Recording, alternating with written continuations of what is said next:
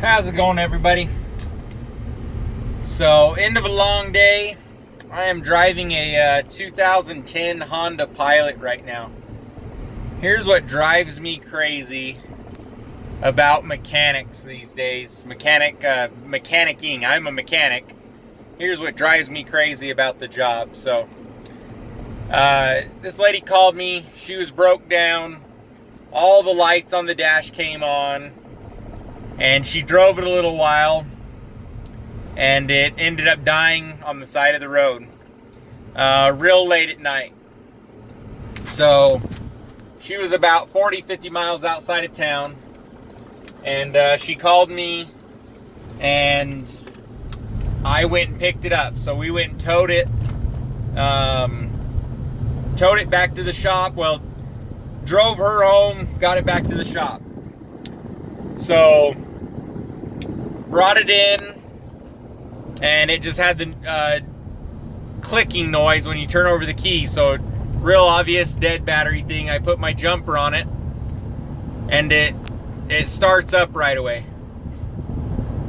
So check codes, everything like that, and it's got good voltage that the alternator's putting out. It's putting over 14 volts.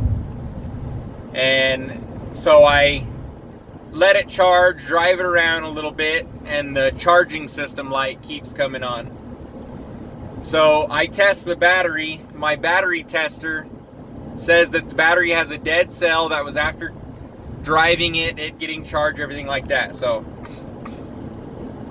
replace the battery in the vehicle.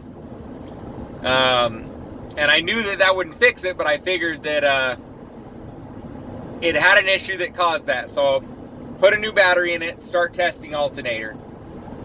And alternator is going on and off and everything like that. So I take the battery out and put it on and test it on at O'Reilly on a stand. They said the alternator's bad. I said, all right, sounds good. So I put an alternator in it and plug everything back in and go test drive it. The light is coming on and on and off the battery light.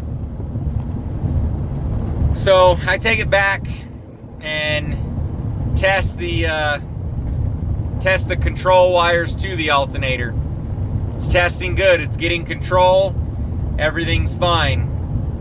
I put a scope on it, drive it around, and I'm getting control, but I'm still getting a light.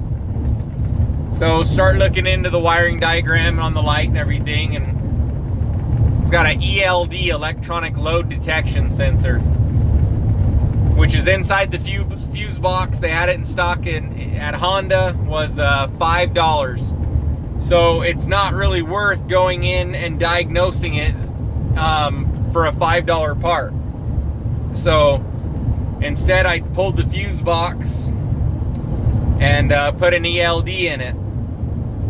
$5, put it back together, test drove it for several hours. 6 hours I drove this truck around while I went and got parts and everything today. And the light came on one time. It was coming on a lot originally. It'd come on and stay on and come on and off every 5 or 10 seconds. So now came on one time in 6 hours. So yeah, I've got a lot of money and a lot of time into this. It's now getting voltage. The voltage never drops out, but the light comes on. And there's some mechanic out there that's watching this that knows probably exactly what it is. I hate Hondas. I don't work on Hondas. Or shouldn't be working on Hondas. But yeah, I'm going to give it back to the customer and tells her if she has any more issues that I'll take it to the dealer for her and communicate with the dealer and everything and make sure that they don't change the ELD that came from them, the alternator that came from them.